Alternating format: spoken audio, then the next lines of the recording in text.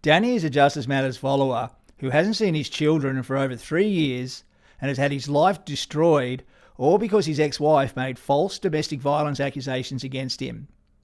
Now, we've changed Danny's name to protect his privacy, and it's his story, so it's up to you whether to believe it. Just over 3 years ago, Danny's ex-wife called the police. She was drunk, and she admitted to the police that she'd had over 10 drinks. Now, Danny's a licensed gun owner, and she told the police that he'd had a weapon out, and since then, the police have persecuted him. Danny says that he's a 47-year-old clean skin, and despite having no criminal record, he claims to have a video of the police speaking about shooting and executing him. And he was put in jail despite there being no evidence, no witnesses, and the police didn't carry out an investigation. Danny has lost all of his personal possessions. His ex-wife was allowed to steal $100,000 in cash from his business, and he hasn't seen his kids in over 3 years.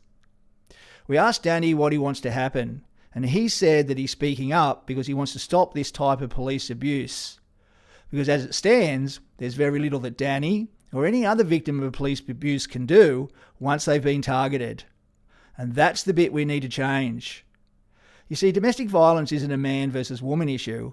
It's a victim versus abuser issue. And the abusers can either be men or women. Now, in this instance, the police simply believe Danny's ex-wife, but that just isn't always the case. The reality is that it's a lottery. Sometimes the police believe the man, sometimes they believe the woman, and sometimes they don't believe either. And occasionally, you'll meet a decent officer and they'll do it right. These are the cops that we need to stand up for, the decent officers who do the right thing. Now, if you want to help, then follow us, because the more followers we have, the sooner we'll get it done.